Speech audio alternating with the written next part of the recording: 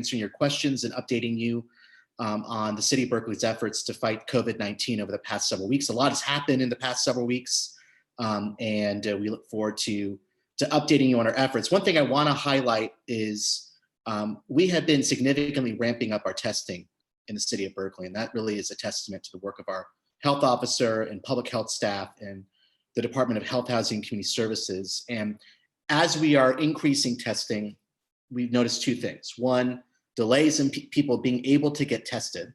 So we still encourage you to apply if you need to get tested and are not able to get tested through your healthcare provider. And also, we are seeing an increase in the number of positive cases in Berkeley, which I'm sure is a correlation to the fact that we are increasing the number of tests.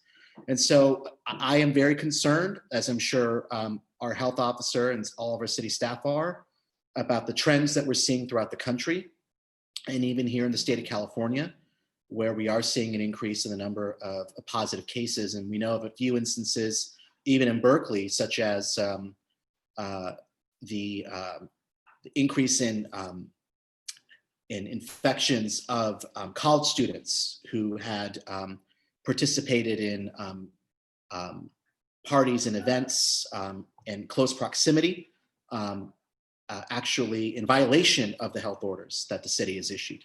And then in addition, we've heard of other cases of infections as well. So we take this issue very seriously, and Dr. Hernandez, I'm sure, will talk about what we're doing to not only increase testing in the community, but also to talk about how we are working to educate the Berkeley community to take very seriously the threat of COVID-19.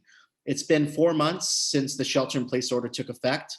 I know it's challenging for our businesses and our residents to shelter in place. I know it's challenging to have to comply with the requirements, but this is essential to keep you and our community safe. And my one message to the Berkeley community today is please wear a face covering when you're outside.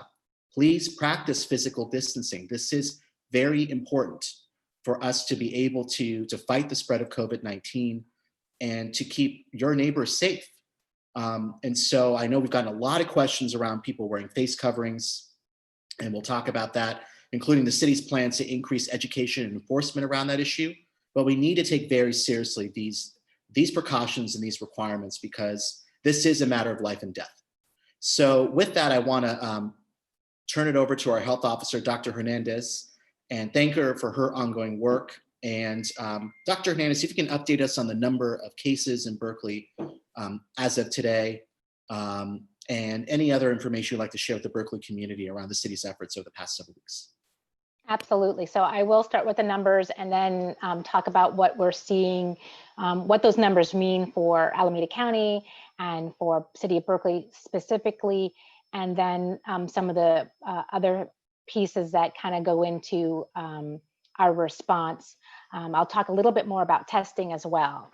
So in terms of the numbers for Alameda County, Alameda now has 7,471 cases with 147 deaths. For City of Berkeley, we are now at 254 cases and 1 death.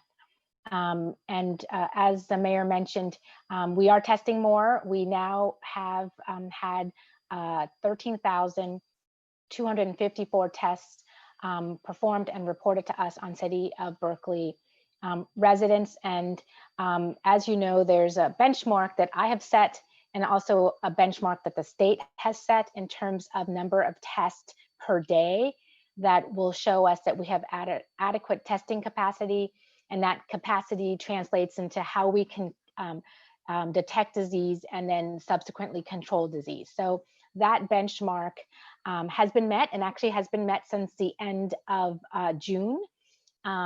And basically right now we're at an average of 288 tests per day. The state wants us at about 200-ish, a little under 200. And I wanted us at 245 tests per day. We're at 288 tests, and we've actually reached the max of 488 tests at a couple of, for a span of about 5 to 7 days. So we are in a great place. Part of that has to do with our test sites that we have, that we run. and some of that has to do with the increased capacity in our jurisdiction with our providers. And just to go on a little bit more with our testing data, the other metric that we look at is our percent positive rate. And the state wants us below 8%.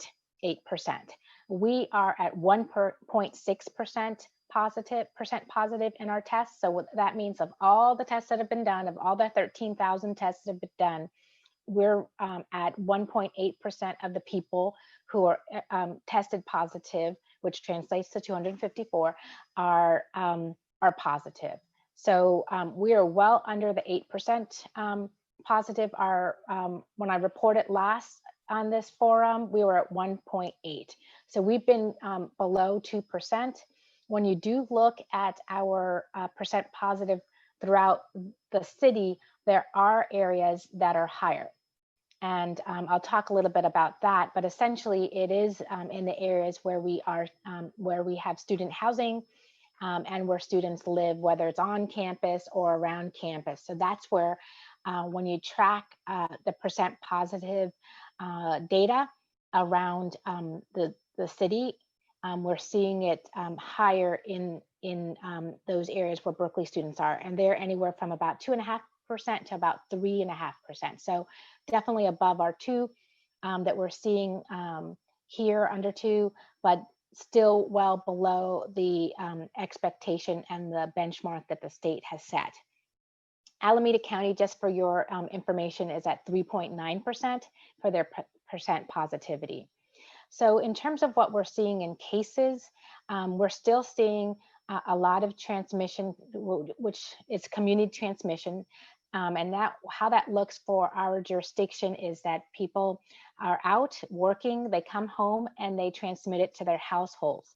A lot of the households that are getting cases are those where the individual who's positive cannot isolate. So they can't stay in their bedroom or in a location in their house where they can isolate by themselves, potentially because they have roommates or they have family members that have no other alternative but to occupy that space. So we're seeing that where it's household transmission of large households. The second thing we're seeing is congregate settings, and congregate settings is basically a term that can include lots of different settings. So for example, student housing, co-ops, frat houses, dorms, houses that students rent out that have multiple roommates. Those are what I would consider one segment of congregate setting. And we are seeing outbreaks in those settings with students. And they are, as the mayor has outlined, associated with partying. So that happened. There were a series of parties and that the students held, and about 5 to 7 days after that, there was a number of cases that occurred. And so one, they're not using the social gathering / social bubble guidance of 12 or under in and outside. So that's one thing. That's not what they're adhering to. The other thing is that they're not wearing face coverings. So those are the social gatherings we know about. We feel that there may be others in the region and the county. We believe that there have been other social gatherings outside of what I just described with the students that have increased the numbers of cases for the region. Other settings of congregate settings that we're experiencing specifically in the city of Berkeley have to do with work sites and long-term care facilities. So we are dealing with an outbreak in a long-term facility right now, both with residents as well as staff. So residents, those are the individuals who are staying at the facility being cared for. And we also are seeing staff, and a number of the staff are not City of Berkeley residents, but of course they're not, and they don't contribute to our case count. But of course, we're working with the facility very closely and also with the state to ensure that we provide the guidance, support, testing support, PP, personal protective equipment, and other guidance to ensure that we control the disease as much as possible in that setting. Other settings that we have seen outbreaks are in work sites such as grocery stores, markets, and other workplaces. Again, a number of those individuals are not our residents, so we rely on either the jurisdiction where the person resides in contacting us, or the actual workplace, and that is required by the workplace to report cases to us, and that's part of their site-specific plans that are required for them to have and to post publicly, where it says that they are to communicate with communicable disease in public health about cases. So that's how we're responding to those and getting awareness of them either through the local health jurisdiction or the actual work site reporting to us. And then we're helping and working with them in terms of cases. The other thing I want to talk about is testing. So one of the things we're doing is that we have our 2 test sites. One is through the state of California, yet we support with site and with staffing there, and also our test site in the city of Berkeley on 6th and University. We actually have businesses. They have days that they bring, that they have, they can have staff come in to get tested, and that has helped us become aware of positives in work settings. We also have been working with communities, especially of color, organizations that that support the communities of color, and they have also gotten tested with our test sites and have special days designated to them. I can stop there if we want to talk more about other things that we're seeing in terms of our indicators. Would you like me to go on to that, Mr. Mayor? Yes, please. Great. So before I do that, just in terms of testing, you did mention about people having problems getting testing and our appointments. We're trying to open that up as much as possible. They're operating 12 hours a day at the Optum test site. What we're also seeing is, especially with the Optum test site, and it's not unique to the city of Berkeley, is that they're getting delays with their reporting up to about a week. So we've worked with the state, we've talked to the state, they're talking with the labs that they use to see about expanding their capacities. And these are the commercial labs that support the testing for this Optum test site. And so it's throughout the state. These are problems that we're seeing. It is not acceptable. And we're working again with the state and with the Optum business to help facilitate that testing. So no, we know, and we're working our best to get that fixed as soon as possible. So I'll move on to the indicators. As you know, there are 5 indicators that were set by myself and 6 other health officers in the Bay Area region to show how we're moving forward with factors that help us decide how we're doing in terms of our shelter-in-place orders. Right now, we are at a pause. We're not adding any additional relaxations to our shelter-in-place, and we as a jurisdiction are not imposing additional restrictions. And I'm sure the mayor and the city manager will talk about some of the state's actions in regards to our shelter-in-place orders. But know that as a jurisdiction, we're not imposing additional ones. What we want to do, what we need to do is have people comply with the current orders, which include face coverings. And also sheltering in place. As I mentioned earlier, the social gathering has not been compliant within our jurisdiction and throughout the region. So on to the indicators. Indicator 1 is cases and hospitalizations flat or decreasing. We are not reaching that indicator at all. 1, because our cases are increasing. As mentioned, we're at 145 cases, that is, 154 cases, that is definitely increasing over the last few weeks. and we're not flat or decreasing with that. In terms of hospitalization, for the city of Berkeley, we've been pretty stable, but when we are looking at hospitalization data, we're looking at the data for the county. They're increasing.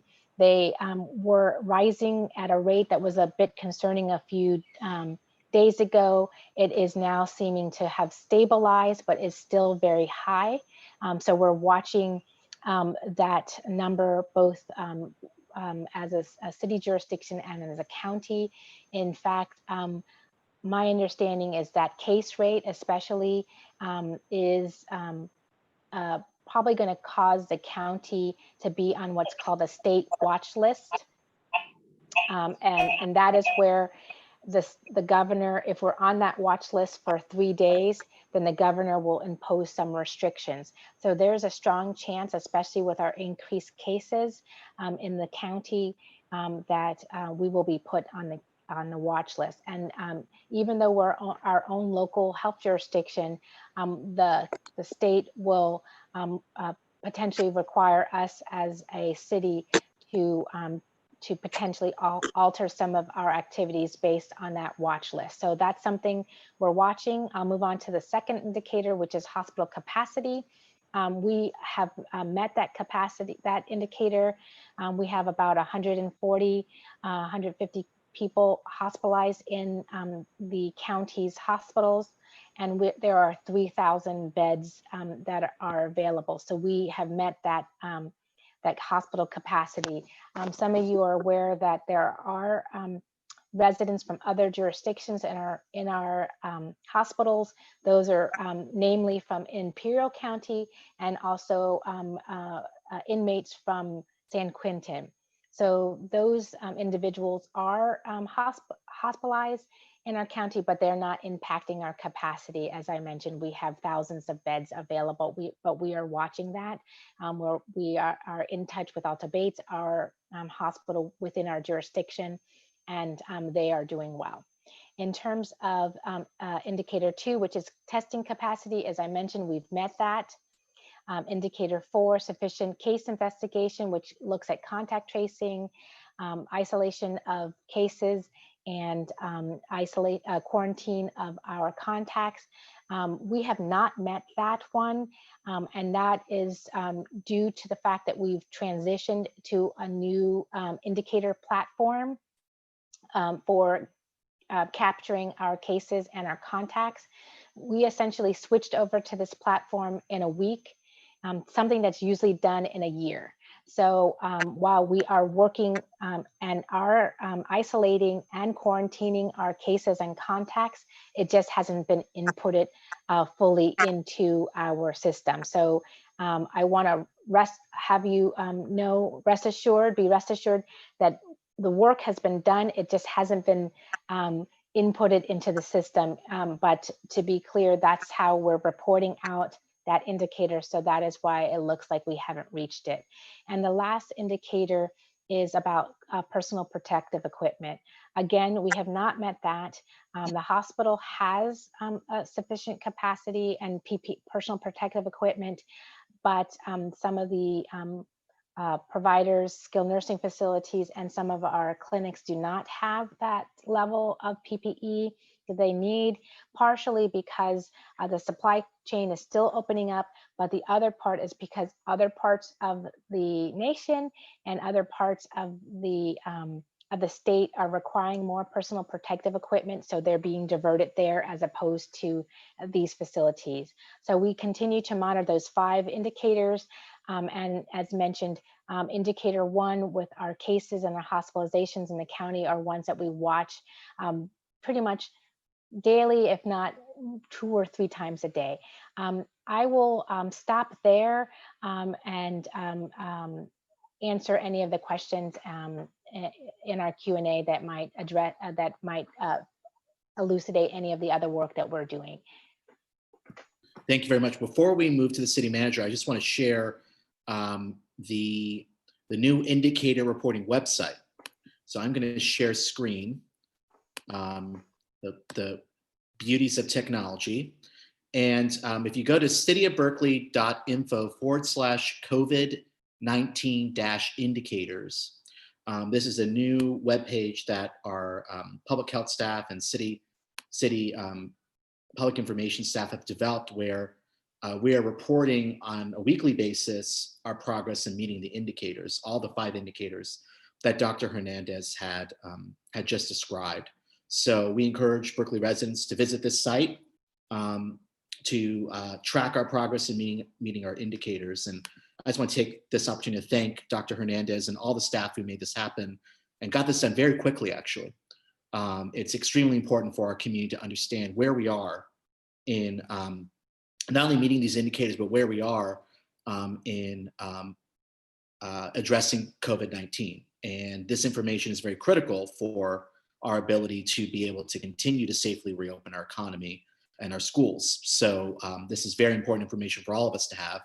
And thank you to the city manager and to Dr. Hernandez and all the staff who made this happen. Another thing I wanted to note before we go on to the city manager, as was touched upon, the increase in infections are alarming. And it's not only due to the fact that there has been more testing, but because of just certain activities have occurred, like students living in congregate living situations, having parties, people not sheltering in place or following the health order. And so it's extremely important that we do follow the shelter in place requirements and the orders to not have large events and to socially distance and to wear face coverings, because it's really important for us to be able to control the spread of COVID-19 in our community. It has a real impact. And we need our community to do their part. And lastly, something Dr. Hernandez mentioned that I want to elevate is the fact that we are our own health department and agency in the state of California, but there's a little bit of confusion as to whether, because we are our own health department and health agency, we are subject to our own orders or Alameda County's orders. And this issue will come up in I'm sure something the city manager will address around outdoor dining, but we are intending to seek clarity from the state of California around our own independent status as a health department, because this will be extremely important for us to make our own decisions. All these decisions I know that Dr. Hernandez is making them in consultation with other health officers around, modifications to the health order. But we want to have our own local ability in Berkeley to make our own decisions based on our own data and based on what the health officer thinks is best for the safety of our community and for our economy. So that's something that we will be seeking guidance from the state of California on. So we are joined by our city manager, and thank you, Madam City Manager, for participating today. And I'd like to give you an opportunity to update us on city operations and any of the work that our city administration has been engaged in over the past 2 weeks in our response to COVID-19. So thank you, Mr. Mayor, and thank you for again hosting us today. And thank you, Dr. Hernandez. I know your time is quite under demand right now, so thank you. So I just want to give just a high-level overview of our city operations. We have a lot going on in our city, and I think it's important to kind of share what my vision is in terms of the operations for the organization as we're moving forward addressing a pandemic.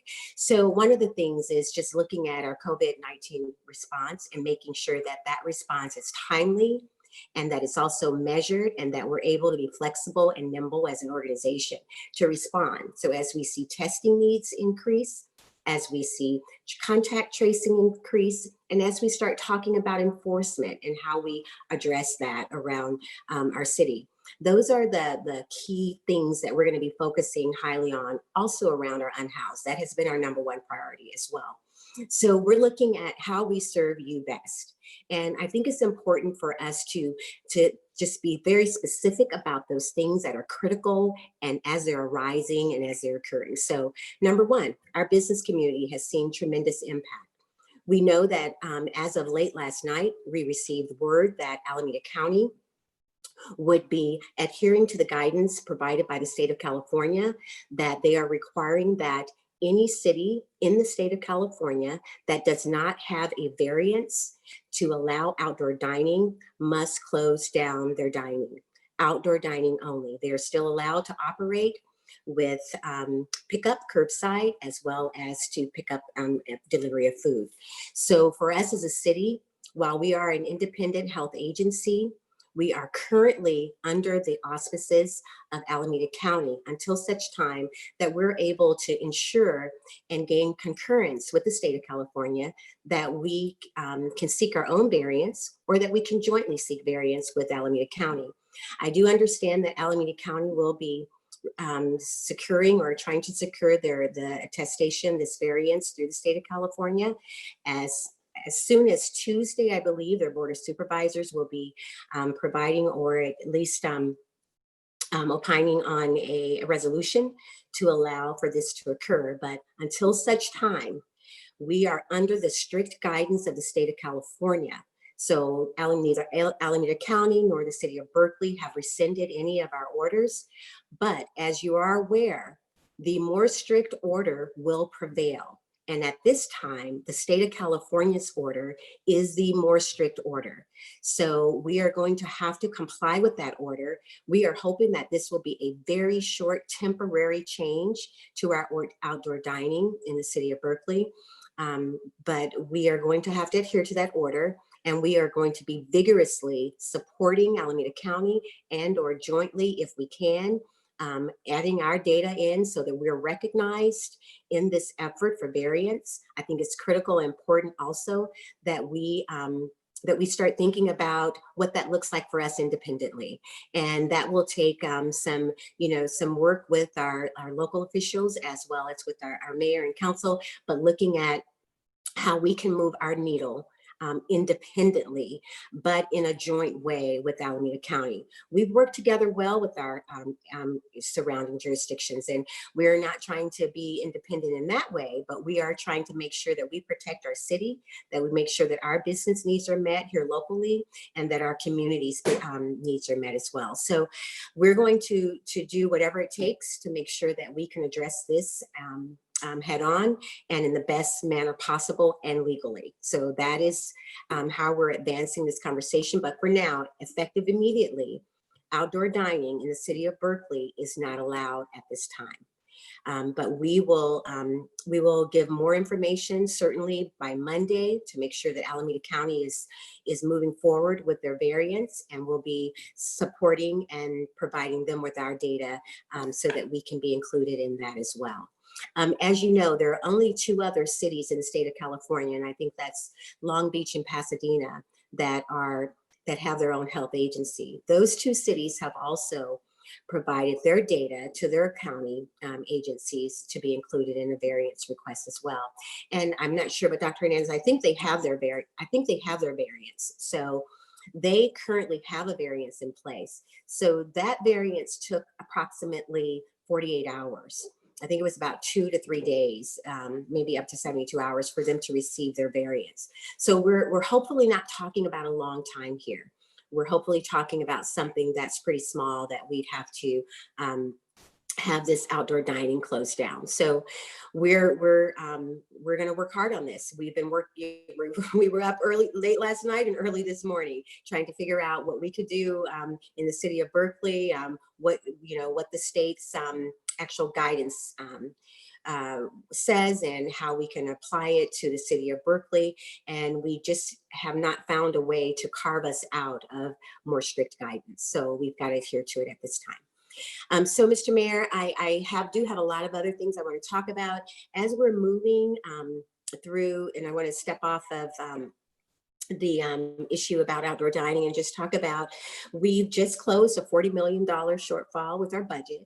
And so here we are as an organization. We've deferred a number of positions, a number of projects and programs, and we've done that very thoughtfully. And we're getting ready to do some reimagining around policing and with our community. And so that's going to take a huge effort in terms of the staff that we have, because we are also still responding to a pandemic. And we're seeing now where we need an increase in our staffing levels in our EOC.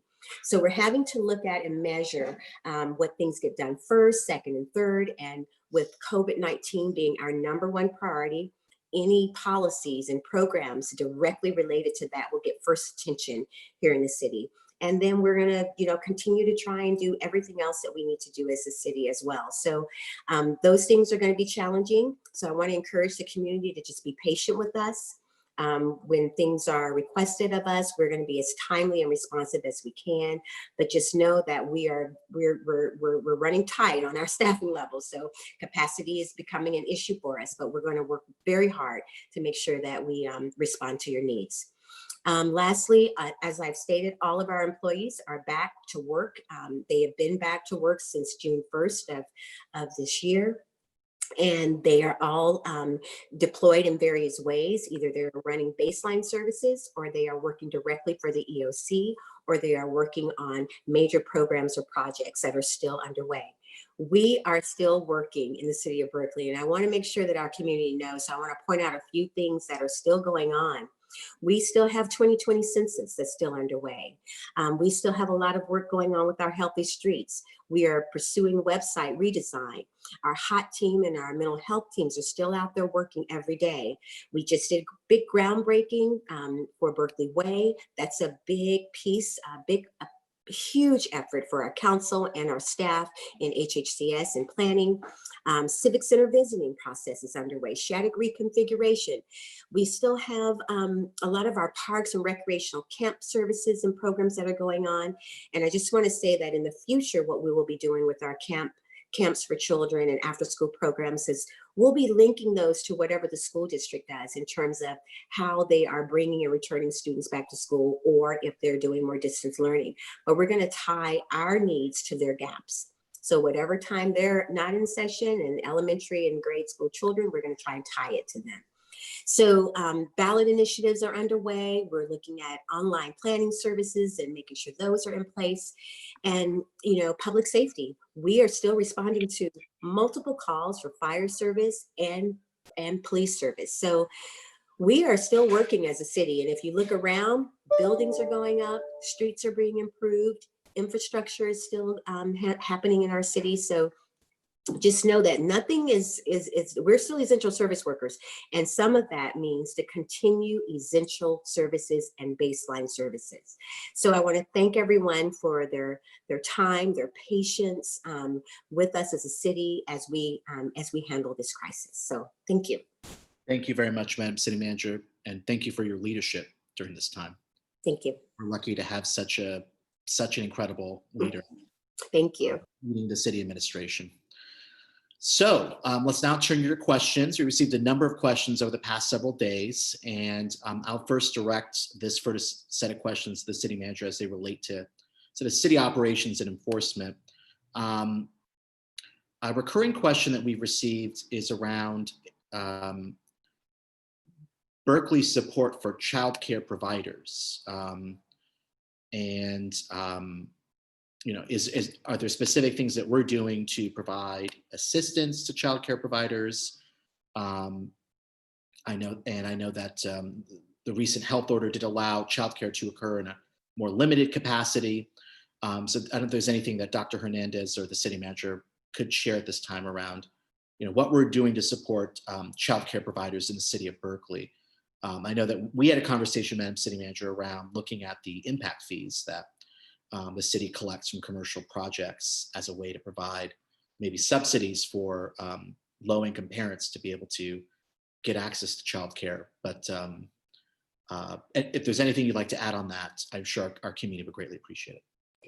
So I don't have anything additional to add at this time, but I will say that our EOC is working directly with our child care agencies and of course with our school districts. So we're still working very closely with them to help meet their needs. For example, if there are needs around information and instruction around guidance, CDC guidelines, or information that will help them be more safe in their environments, we're providing that level of leadership and support. If there's need for PPE, say they need help with providing, protective gear, we are going to support them in that arena. So right now it is certainly what I would call something that's not just the hands, verbiage where we're delivering, some type of narrative to them. We're also hands-on in working directly with them and providing them with materials as well. So we'll continue to monitor that. We know that as schools as schools either reopen or begin distance learning, there are going to be a lot of needs. So we may have to reimagine what that looks like with them and how we can help them further. I would envision there could be question marks about, do you have space in a building that you're not using that you could allow us to spread out more? So I think we need to be open to those kinds of things as we start seeing schools open. But at this time, again, we're supporting them with information, PPE, with management and leadership support. Thank you so much. Another question that we've received for the past several weeks is around commissions, and I can answer this question, as I know that my answer, I think, reflects what the administration would likely say, which is that at the present time, there are a limited number of commissions that are able to meet. Those have certain quasi-judicial responsibilities, or have role around the city budget. There are a number of other commissions that aren't meeting at this time, and the Agenda Committee, which I chair, has discussed this on a number of occasions with our city manager, and we support the decision of the city manager to really focus on those commissions that have specific legal responsibilities and have essential business to be able to meet at the present time, and to continue to suspend those other commissions from meeting. And the reason is because, speaking for myself, oftentimes commission secretaries are also filling a number of other responsibilities in the city organization, and particularly the staff in the health department, who staff a variety of commissions, are focused right now in responding to the COVID-19 emergency. So really, this is a decision around making sure that our staff have the time and the bandwidth to focus on the immediate emergency that's facing our community. If conditions change, and we will certainly reevaluate the situation. At the present time, we're focusing on those essential commissions. So, Mr. Mayor, if I may add, I think one of the things that would be helpful is, and this is just a call out to our commissioners, if you're interested in volunteering, I don't know what that volunteer capacity will be at this time, but I know that a lot of our commissioners are out there and they provide a tremendous service to our city. So if you're interested in volunteering, please send an email directly to city manager at cityofberkeley.info so that I can make sure that we have a list of volunteers that are steady volunteers that we can utilize with expertise around different areas as we start looking and needing people to assist us with simple things like enforcement of the facial coverings, where we're handing out facial coverings to our community members and we're talking to folks about how to be safe. So getting involved in that way could also be helpful as we wait out this process of our deployed staff that are being utilized in other ways. So as soon as they can return back to their normal functions, we will certainly be opening up all of our commission meetings again. But as of now, as the mayor stated, we've really got to stay focused on this pandemic, and I need all the helping hands that we can get. So put a call out there. If you're interested in volunteering, send me your name and information, and we will reach out to you as soon as we are in need of volunteers to help us in different capacities. Thank you. We're fortunate to have so many amazing residents who are volunteering their time and their expertise to help shape public policy and help improve our city. And as the city manager said, there are other ways that we're seeking your help at this time. So we would appreciate your support and your ongoing volunteer support for our community. There were a number of questions around enforcement, and I want to first focus on enforcement of the facial covering requirement. And then there was questions around the recent news around the increase in infections due to parties and other social gatherings in fraternities and other congregate living in and around the campus. So we've not only received questions, but I've certainly received many emails from residents around concern that people are seeing a lack of compliance with the face covering requirement, and some individuals who are particularly vulnerable to contracting COVID-19 not feeling safe to leave their house because people are not wearing face coverings. So could you talk a little bit about the city's current plans around enforcement of the face covering requirements? I know that we're talking about sort of increasing the education and enforcement of the face covering requirement. Thank you, Mr. Mayor. So, we've really tried to be supportive of how we're advancing around people adhering and complying to the current mandated facial covering. So what I've done is I've tried to take a both data-driven approach to looking at this, as well as just a huge visual, like how are we doing as a city? I will tell you that we're doing pretty well. What I did over the last couple of weeks with the assistance of our Parks and Recreation Director is we deployed a number of staff across the city to take some numbers around what they were seeing in various parts across the city. And what was reported back to us is that 80% of our residents are complying with our facial coverings. But that leaves about 20% of folks that are not. That 20% could have a huge impact on whether or not we see increased cases in Berkeley or we see transmissions throughout this city.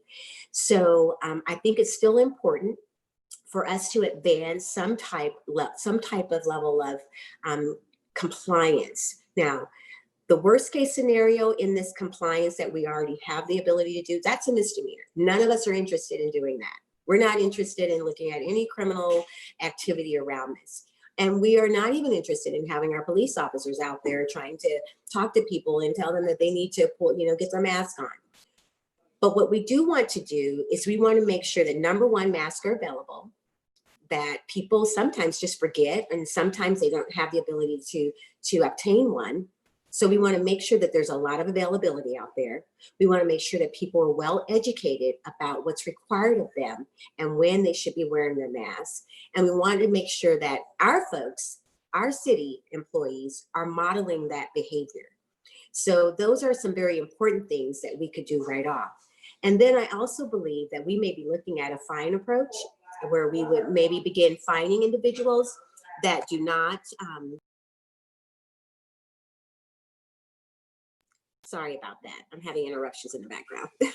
So we want to make sure that people understand that we're getting ready to take this extremely serious. There's a need for us to do so.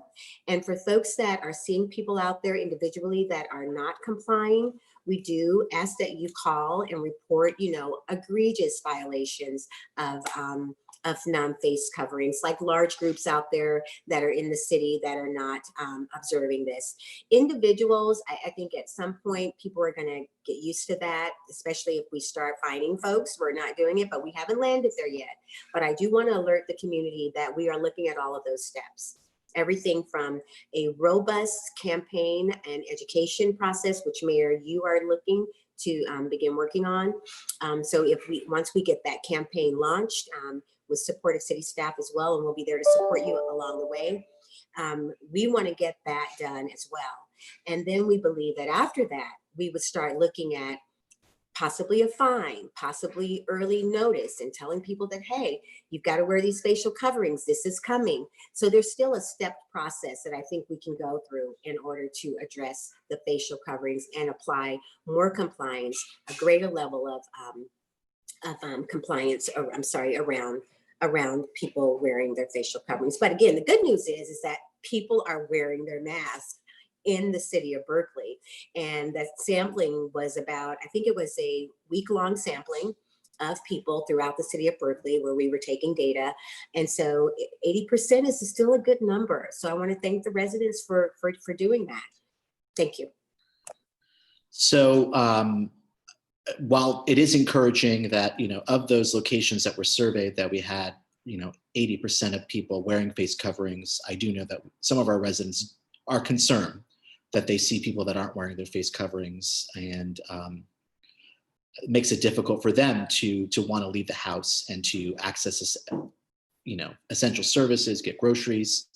And so, we're really calling on the Berkeley community to take this seriously. And I think our community's done a really incredible job, not only abiding by the shelter in place, but also, for the most part, the physical distancing requirements, with some exceptions. And really, it's important that you wear your face covering when you are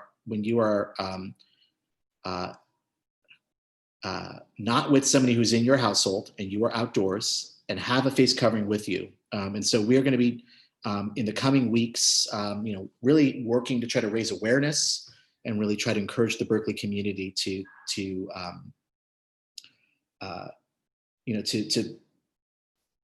take very seriously this requirement and this our collective civic responsibility.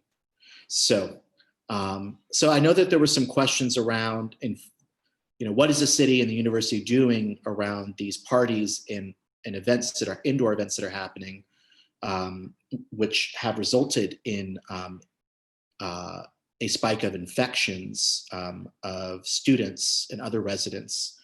Could you maybe touch upon, what should somebody do if somebody does see a large gathering or party? What number should they call? How would the city respond to that?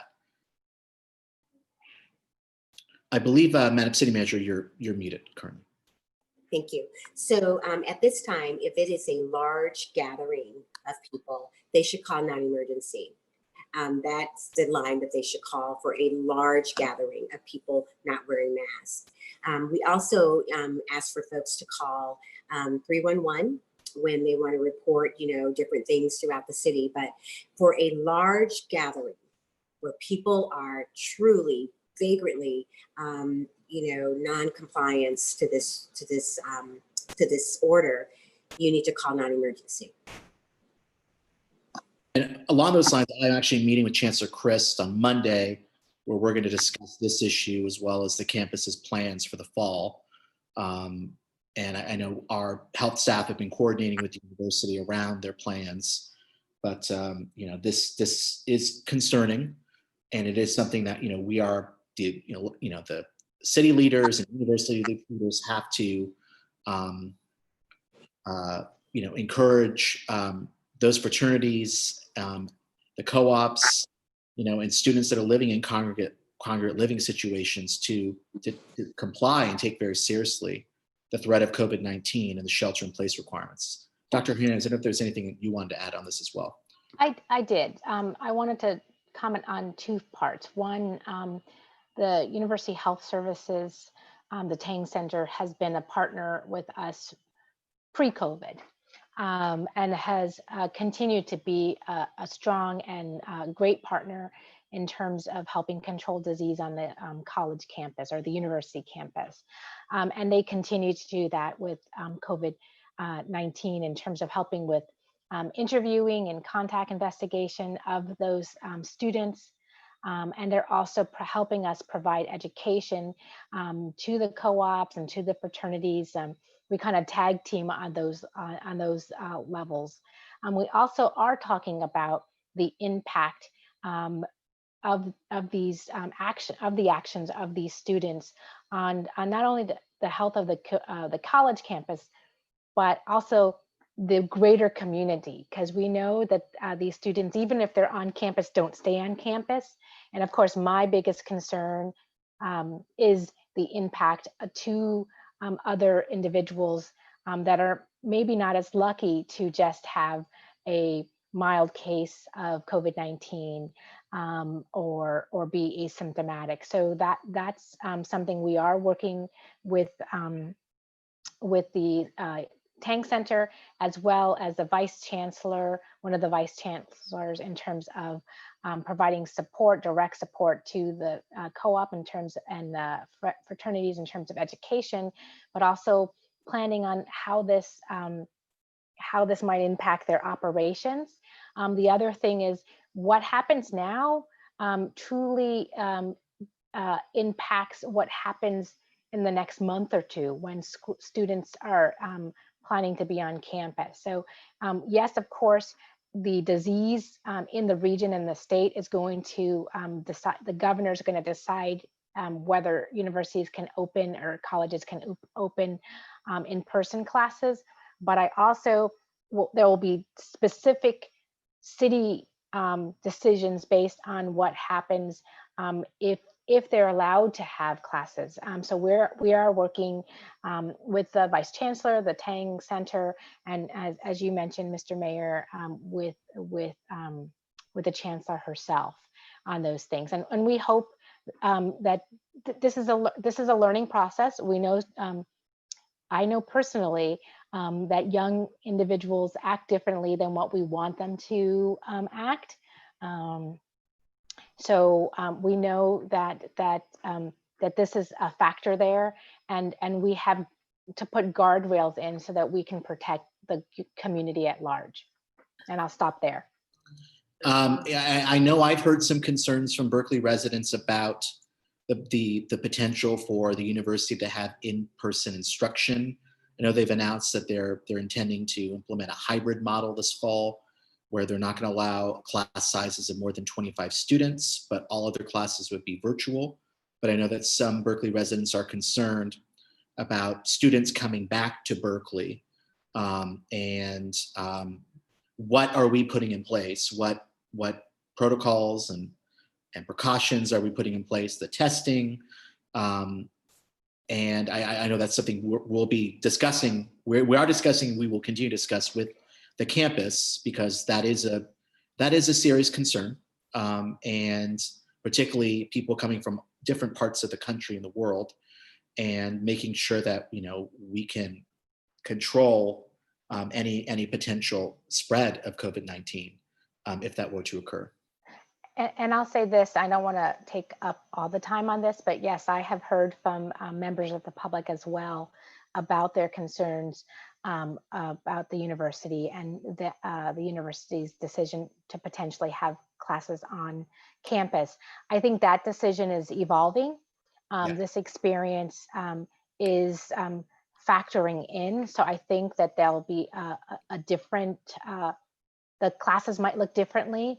The way instruction occurs might look differently based on this these situations. And I will say this, just again, now more as a mother of a college student as opposed to a health officer, the kids are tired of being at home. And there's a good chance that even if they go to an online campus for instruction, that the kids will come to Berkeley. My son won't, because he doesn't go to Berkeley, and we work here. I work here, so don't want to be close to mom. But honestly, I wouldn't be surprised if we see students come to the area and live off campus because they want to be in Berkeley and be in this college town. So even if the university went completely online, we're still going to see some students here. So we have a plan with the university, with Tang Center, with our staffing to have a capacity and a plan to do contact tracing, case investigation, contact tracing, and testing.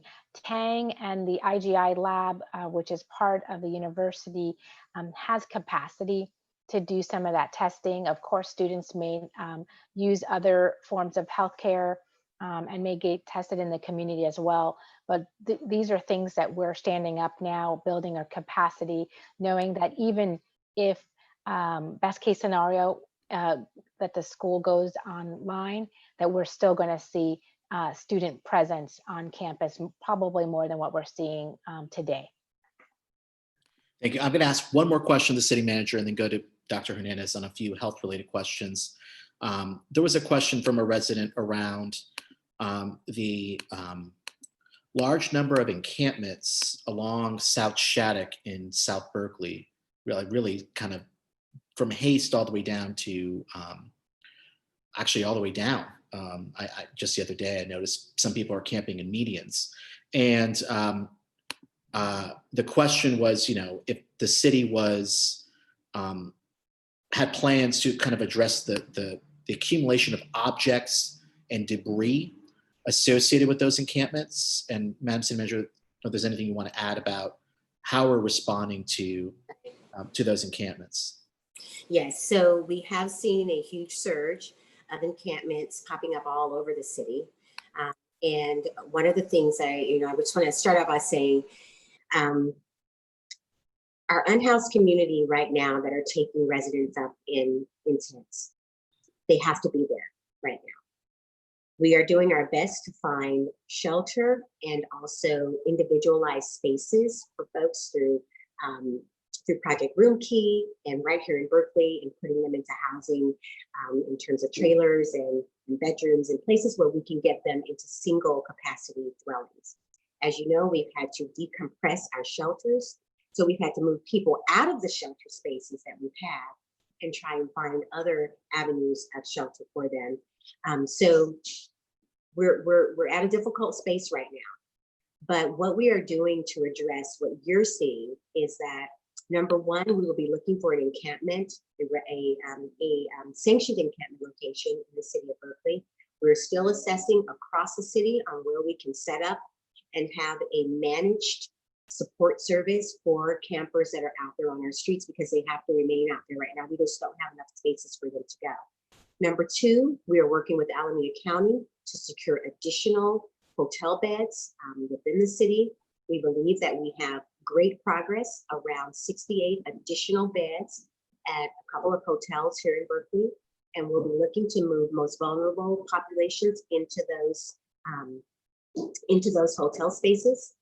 And then the third thing is that we have a full team, a heat team, we call them a homeless action team, that goes out and picks up debris and garbage that our campers no longer want. So we're trying to keep those areas clean. We provided receptacles. We've put numerous porta potty stations and hand washing stations across the city to make sure that people can dispose of waste, along with garbage cans. And so we're trying to keep the areas clean, but it is getting difficult because we are seeing an increase in the population, in our unhoused population on our streets. So we'll continue to clean up. What I would ask our community to do is to send in any requests to our 311 system, because what that does for us is it tells us where these areas are popping up where we need to go out and get some care, so that we can support the unhoused communities that are on our sidewalks and streets, and that we can go out and take away garbage and debris, remove it, and dispose of it. So as we look to find spaces for them, we're trying to help them maintain a clean and healthy environment as well. So that's what we're doing right now, finding additional housing spaces and shelters, finding additional hotel spaces for folks to go into, trying to coordinate and make sure that we can deliver on a outdoor sanctioned encampment that is managed and secured. And those things are taking time, but we are working on them. And we're also providing weekly cleanups across the city. But the debris is coming faster than we can get rid of it, but it is happening. So please call in to 311, let us know where the problem areas are so that we can go out and try and address them as quickly as we can. So that's pretty much it at this time, Mr. Mayor, is we're trying to approach this from a clean and accessible point of view. How do we keep things clean, and how do we keep our sidewalks accessible for everyone? Thank you. Dr. Hernandez, just a few health-related questions. First question is a very interesting one. What is the new theory and recommendations for social distancing and congregating with the recent research on how long aerosols, parens, germs hang in the air? Does open windows and doors help, or does it just spread germs more? I don't know if you have thoughts on that. I do have thoughts on it. I don't have answers on that. The recent release of the reports on the potential for aerosol transmission of COVID-19 just came out less than a week ago. And from what we can tell, they're in specific settings, and the reports seem to be, they're not, we're still examining the data. It seems like there are specific settings where they have occurred. I don't know if they translate for daily change in our daily activities. Definitely have seen concerns in healthcare settings. I actually reached out to my former professor at UCSF about this information, who has been an expert, has been on the news, and we're still looking at it. So we're trying to see what the formal recommendation will be, but as it stands now, there's no recommendation, there's no change in our recommendations. I would say it's always better to have circulation if you're in a setting where you can open a window, then that helps. That's why we know that we believe that outdoors is safer than indoors. As they say in the world, the solution for pollution is dilution, which means that if you have air moving around, you're going to, in this case, it's going to help with not having the disease impact you as much. I would say that's also part of why we still, no matter what, the face coverings do matter in terms of reducing transmission and the impacts of the disease. There's other data that's coming out there that looks at some of the benefits of face coverings beyond reducing transmission, but potentially reducing the impact or the severity of disease too. So more data is coming out every day. At this point, though, for the aerosol transmission, we're not having any formal change in our recommendations. Thank you very much. Another question was asking about what is the city health department doing to contain outbreaks at the Berkeley Bowl markets. And there was a recent news story about employees at the West Berkeley Bowl who tested positive for COVID-19. So what we do at any workplace outbreak or cases, one, as I mentioned earlier, all businesses that are open have to have a site-specific plan. And there's a site-specific plan that is required by the state in their industry guidance for each of the types of sectors of businesses that are open. And then the health officer order has a specific requirement with a template for that plan, where it shows there in the plan that the businesses are required to report to public health communicable disease if they have a case. So there's a whole plan. And again, we are there, besides the requirements for social distancing and reducing the amount of patrons in the facility, guidance for protections of staff, they're also required to report to us. So that is what is required by all facilities. I know Office of Economic Development has been working with the businesses to provide them prevention guidance so that they have information before a case happens. There's also guidance and signage for face coverings, and then we have also provided guidance as well in partnership with Office of Economic Development. There's also, if it isn't posted yet, a worksite toolkit for work sites to use when they have cases that kind of walk them step by step to when they have cases, and it tells them when to report to us. Again, they're always welcome to report to us, and they should report to us. So what happens is that if someone's tested positive, then we do a contact investigation. So a lot of times that individual is not a City of Berkeley resident, but the facility exists in the City of Berkeley, so that's where our responsibility extends. So when we get the notification, whether it's by the employee themselves, by the business, or the jurisdiction where the person lives, we interview that case, and then we find out exposures. And then if the exposure happens at a work site, then we talk with the work site and compare notes and find out what the exposures are. Sometimes there's exposures to other staff. Sometimes there's potential exposures with the general public. Quite honestly, none of the exposures that we've had so far have generated a need to inform the public. What we consider an exposure is within 6 feet for greater than 15 minutes. So settings such as a grocery store, most times patrons aren't having that extended amount of contact with a case that is a worker there. So that is one thing I want to share with you, is why you might hear about these cases in these workplaces, but not hearing them from us, or that you've been contacted by public health, because the case definition that is being used is that within 6 feet for greater than 15 minutes, because that's when we're seeing exposure happening. That's the significant time frame. So besides that, we're working with the facilities in terms of making sure that those that need to be tested, those that need to be quarantined or isolated are doing that. We're also working with them in terms of if they need to do any cleaning and providing them some health education. We're also doing some of the testing for them. As mentioned, our test site has offered testing just for any businesses, no matter whether they have cases or not, so that they have awareness of their employees' status and employees know.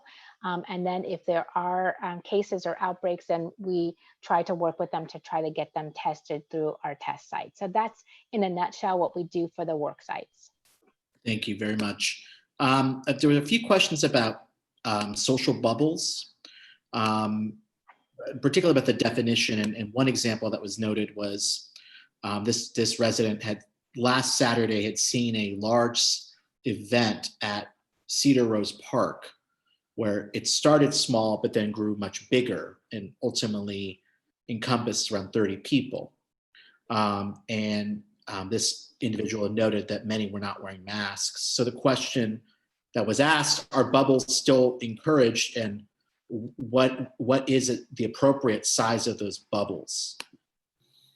More than half of that. So the bubble is for a stable group of 12 or less for adults. So if, as the city manager mentioned, if we're seeing any sort of non-compliance with either the social distancing, face covering, social bubble guidance, to notify us. And I unfortunately don't have that non-emergency number for city police, but that's what people should be doing, so we can respond to that. Group of 30 is not acceptable. Social gatherings of that sort, that's a recipe for transmission. So with the social bubble, it's a stable group of 12 or less adults who are coming together outside, and you stay with that bubble group for 3 weeks. Then you can switch to another group if you want to of 12, but it's not something that it's larger. It's not a ad hoc party that you're having or celebration. It is something that is small, and it is a stable group that you are allowed to socialize with. So that's what we are hoping people adhere to. If people are non-compliant, as the city manager mentioned, we're working to see about helping people change their behavior with education and potential citation. And then unfortunately, that may have to be the whole social bubble allowance may be removed from the health officer order. So I might have to remove that if we're seeing non-compliance. But I will say my hope is that people comply so that doesn't happen. And the non-emergency number is 510-981-5900. 981-5900. Thank you. Thank you. There was question around, well, I'm going to kind of merge these questions into one. With the rising cases, is hospital capacity in jeopardy? There was, a resident had noted there's some confusion around on some social media sites around what is the actual minimum social distancing that's required.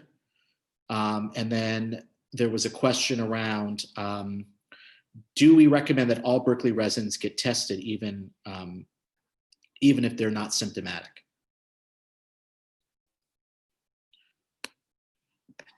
So they're not connected. No, just kidding. I'm teasing you. So in terms of the questions, the hospital capacity right now, the hospital capacity within the county is great.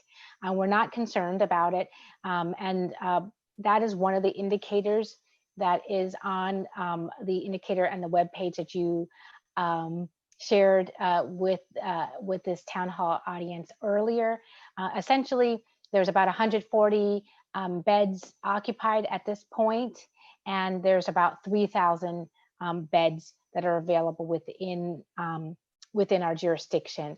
And early on, when we did institute the shelter-in-place orders in March, that gave hospitals the ability to build their capacity and to assess their capacity. So that's one of the other things I want to say is that while we may be seeing increased hospitalizations, and I know down south we've heard alarming and concerning data in terms of hospital capacity, right now we're doing well, and we're watching it because that could change. So that's one thing. So the second question was about social distancing and the minimum distance. In terms of social distancing, again, it's that 6 feet where it is what we know. We see droplets are less likely to travel. So even though there's concern about aerosol transmission, which would require us to change our recommendations right now, predominant transmission is through droplet transmission, which we know does not travel beyond that 6 feet. I know there was another question about people wearing face coverings and that distance question as well, which was a 30 feet. Why do we have that 30 feet question in there? And that is mostly so that when people are seeing people approaching others, approaching them, that they have that face covering ready and placing it on, because people walk at different speeds, and we want to make sure that that face covering is on. The last question was like, should everyone get tested in the city of Berkeley, even if I've been compliant and I've been sheltering in place? I think it's, we know that up to 40 to 50% of people have COVID-19 and they're asymptomatic. So you won't know whether you have COVID or not. So if you can get tested, I do encourage you to get tested. Of course, those that are symptomatic or have a known exposure to someone with COVID-19 should be tested more so. But I would say if you've been out and about, then that is a reason to get tested. And again, what we're seeing in the data is 40 to 50% of people have COVID and they don't know it because they're asymptomatic. Thank you very much. And last question I want to address related to the shelter-in-place order. There was a question specifically about when hair salons can open. And I know that salons are part of a future phase for reopening, but we are pausing any further relaxations due to the increase in cases and hospitalizations. I don't know if there's anything else you want to add, Dr. Hernandez. The only thing I would add is that I know that business owners, salon owners specifically, are ready. And they have their plans in place, they have their strategies ready to go. And as soon as we can open safely, we will. But as we've seen throughout the state, the region, we're seeing increased transmission, and we're learning from those environments where transmission occurs. That is why certain things have changed through those restrictions and those experiences. For example, in terms of places of worship, now last week the governor banned chanting and singing in places of worship. And that was due to where as a state overall, we were seeing transmission in those settings due to those behaviors. So as soon as we're allowed to move forward, we will consider additional businesses, because I know the businesses are ready, but right now we are not in that status. We're not there yet. Thank you very much. I want to address a few final questions. And if we're unfortunately weren't able to get to every question, those questions that we didn't get to, we will be certain to address at our next town hall in 2 weeks. But one question was around how budget cuts have affected the school district.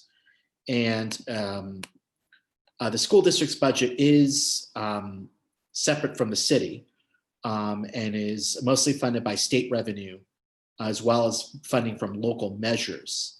And the recently adopted state budget did minimize cuts to K-12 education.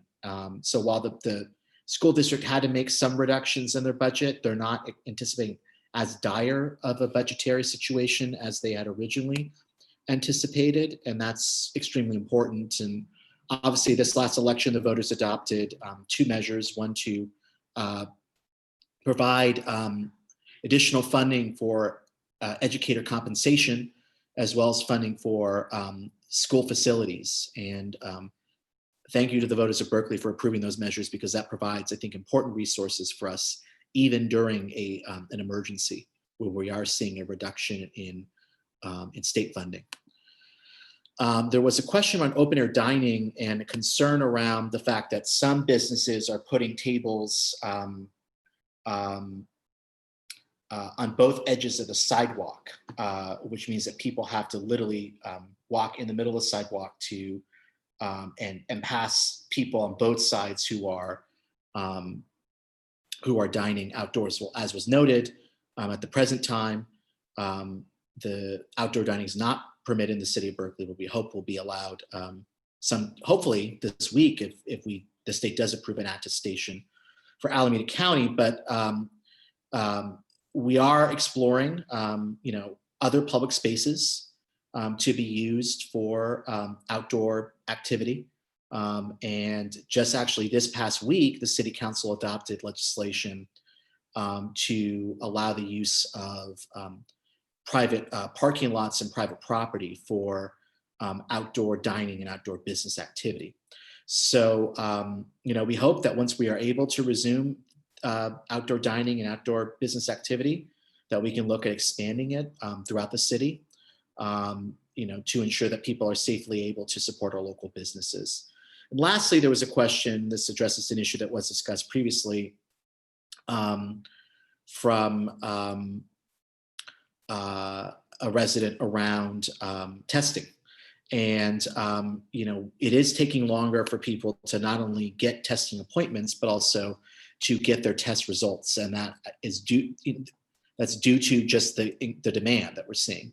And the city state-run test site is run by the state. And so, as Dr. Hernandez had noted, we are working with the operator in the state to try to see if we can increase the amount of time to get those test results. So this is an area that the city is, taking, very seriously, and trying to make sure that we can not only expand testing capacity, but get test results much faster. But because we've seen an increased demand, it is resulting in a delay in not only scheduling appointments, but also in getting those results. And then, lastly, before we conclude, I just want to address the issue of, as was noted by the city manager, that Berkeley has to suspend outdoor dining in the city of Berkeley because of this sudden guidance from the state of California. And as was noted, we are going to be trying to get clarity from the state about our status as an independent health department.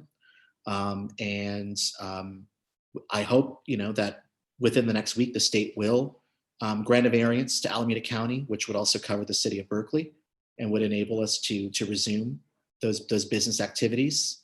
But I think we really ultimately need to make decisions based on local conditions.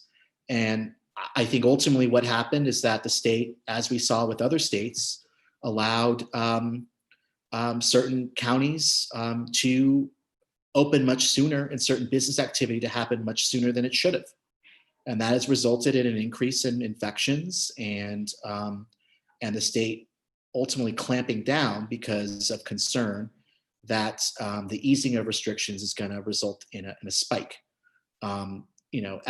Speaking for myself, in the city of Berkeley, our infection rate is under 2%, unlike some of our other neighboring jurisdictions. And so I think we should have the ability to be able to make our own decisions about our own health orders. Obviously, it needs to be done in consultation with the state and the county. But I think this just highlights an area where, because we have our own health departments, it's beneficial to us because we can implement our own orders and conditions. But at the end of the day, we're also bound by what the state does. And I have to say, I respectfully disagree with the state's decision. I think it's going to really burden our small businesses. It may result in employees losing their jobs. I think it's going backwards. But I hope that we're able to get clarity and get approval to reopen outdoor dining as soon as possible. So I just want to express that opinion for the record. So with that, I want to thank all of our residents for submitting your questions and for tuning in today. And I want to once again reiterate the importance of people sheltering in place and following the social distancing and face covering requirements. Because we are seeing an increase in infections in Berkeley, it is important that we all collectively do our part so that we can ensure that we don't see a big spike in Berkeley and we are able to control COVID-19 cases in our community. Our hospitals have the capacity to help those COVID patients as well as anyone who needs a hospital bed, and that we can preserve the safety of our neighbors. And this is also important for all of us, for our economic vitality, for our health and safety. So we really implore the Berkeley community to please take very seriously the requirement to wear a face covering when you're outside. And I want to give Dr. Hernandez and the city manager an opportunity to say some final words to the Berkeley community this afternoon. I just wanted to reinforce what you just stated, Mr. Mayor, in terms of face coverings are definitely key to helping us control COVID-19. It also allows us to continue to have the activities that we have. I feel that the social bubbles are really important for our mental health and our emotional health. And having that ability to have contacts outside of our household safely is important. I also want to take this time to thank the community, the city leadership. As a health officer, I know that my colleagues in other jurisdictions do not have that same support from the community and from city leadership or county leadership. And I think it's really important for city's success, my success, quite honestly, because this is an unprecedented time. Health officers don't normally do town halls every other week and in the limelight. So I think it's really important to highlight that I do have that support. And I also, most importantly, want to thank the staff that are working tirelessly on this response and protecting the community. Specifically the disease containment unit. We have a small but mighty group of public health nurses and disease control staff that are out there that have been expanded through the support of the city to help us respond. And I just wanted to thank that staff, to thank the team, because we have the reason why we're different than the rest of the jurisdiction is because we have this health department and the ability to help avoid community spread. I'll stop there and hand it over to the city manager. Thank you. Thank you, Mr. Mayor, and thank you, Dr. Hernandez, and I echo your sentiments as well. Our staff have done a tremendous job in making sure that our community remains safe. The only comment that I have, Mr. Mayor, is that I want our community to know that responding to this public pandemic, this health pandemic, is our #1 priority. Making sure that our community is safe, that our workforce is safe, and that our employees throughout the city, all of the employees throughout the city of Berkeley have our support in making sure that they stay healthy, so that their families can stay healthy, and so that we can hopefully get past this pandemic that we're in here locally and conquer this horrible disease. So thank you so much for allowing us to be here with you today. I want to thank you. I know you're both incredibly busy, and I know our community really appreciates the opportunity to engage with you. And I think it is unique, Dr. Hernandez, that a health officer does set aside the time to be able to address the community and answer questions. And I really appreciate your willingness to engage with our community and to update our community and the work you're doing on an ongoing basis. I want to highlight that, we've read articles about health officers receiving death threats and being harassed. And it's absolutely outrageous and unacceptable that health officers who are making professional decisions to preserve the health and safety of their communities are facing threats, and their own safety is at risk. And I deplore that, and I just want to reiterate how much I appreciate your work, and I know our community appreciates the work that you're doing. So with that, we will be having our next virtual town hall in 2 weeks. Stay tuned for information about how to tune in and how to submit your questions.